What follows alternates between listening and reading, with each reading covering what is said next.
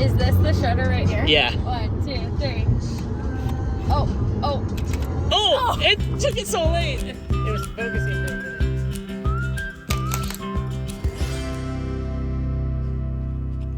All right, Yashica Samurai X3.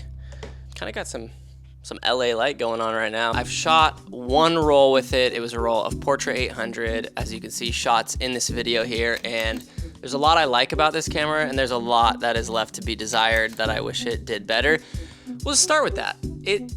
It's a couple notches above a disposable camera. Bruh. I mean, the quality is not that great. It's very soft, it's pretty grainy, and that might be a mixture between my film and the camera itself and just how it's exposing automatically.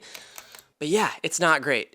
I had way higher hopes for it, to be completely honest. I'm definitely not let down by the quality. I just think I need to adjust my expectations now moving forward shooting with this, which I had no idea what to expect, but shooting other point and shoot 35mm cameras that I have, they're definitely a bit sharper. This reminded me, the images I got back, of a disposable camera, but a little bit better. So it's not that it's bad, I just think it's not great. My scans I got back, big shout out to, I mean, I paid full price for them, but I'll shout them out anyway. Great scans, fast turnaround, speedy e-photo in Tacoma, Washington, so pretty local to me. My favorite thing about this camera is that they like double stack the images. So when you shoot a shot, or you have two shots, and you get them developed, the scans come back and they're two photos on 135mm frame, which I think is just by itself super cool. So when you get it back, you get like this kind of a collage look, and then obviously you can crop them down, and that's what I do in Lightroom. I just right click, duplicate, so I basically have two, and then I just crop each one. Overall, this camera does give you that just nostalgic, gritty film, kind of crappy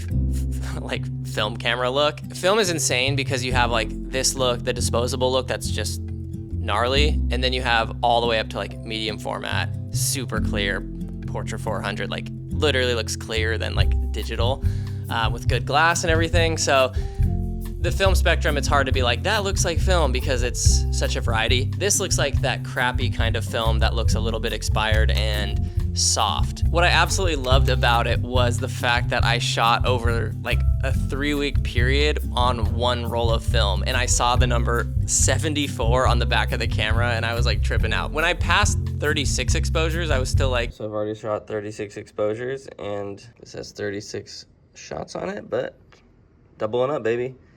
Halfway through this roll. Oh, this is cool to see 40, 50, into the 60s, and you're still shooting the same roll of film. That felt very economical, and it felt good. I would say that's the biggest pro, obviously, to this camera, that combined with the fact that it's like double stacking, and that's pretty cool in itself. That's a huge win. So I definitely want to experiment with some other films, maybe like a 400 speed film. Maybe it will be a tiny bit sharper, but I did like the fact that you can just shoot like 73 images I got out of this one roll. So pretty good deal. Now I want to give a big shout out to the sponsor of today's video, Track Club. No, dude, not that kind of Track Club. This Track Club is a website full of really good songs and really good music made by real musicians and artists that you can use in your YouTube videos, in your Instagram reels, or wherever you're posting your content. Track Club makes it really easy to find that perfect song for your project. And get this, they even offer editable music. I know you might be like, Caleb, what is that? Well, basically, you can go in and say you find a song that you really like for your project, but you don't like the synth line in it. Basically, you can go into MixLab, select all the stems, and you can mute certain ones or tweak volumes on certain ones, and then download a new custom tailored track that fits your video even better.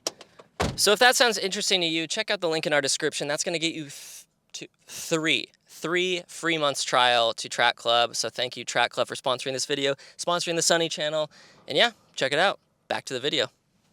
Another thing you might notice on this camera is that you'll see like a date stamp on the bottom right, and this is a pretty cool feature. However, the date doesn't go into the 2020s, so I put 03, like for 2023. It just wasn't quite hitting how I wanted it to. Also, a huge shout out to Jay Green for sending me this camera. So sick. And I'm still planning to shoot more on it.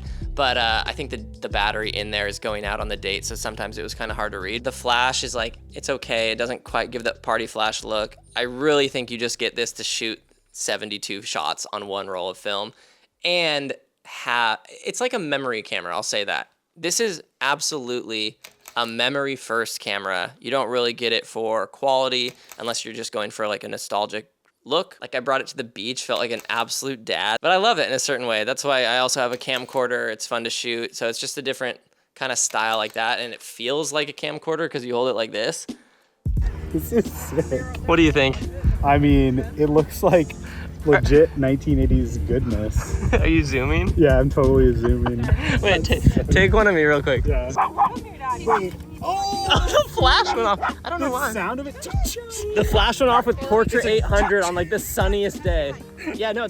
Okay, so I think that's just gonna wrap it up. I mean, this video wasn't really a review. It was kind of just like a reviews, first impressions of my first roll shooting half frame. I like the idea of half frame. I felt like I was getting a good value when I paid for the film and the scans back. The scans were great, like I mentioned, so that probably helped with the quality. I'm sure if you got this with crappy scans, it would look really bad. But yeah, I probably won't shoot on it a ton just because if I'm trying to shoot like point and shoot style, I would like it a little bit sharper, especially in like dimly lit situations. But I definitely think it has that like camcorder, but for stills look, and kind of experience. Like it's a little bit worse, but the memories are there. So if I'm going strictly for that, then I think this is a great pickup. Okay, thank you for watching.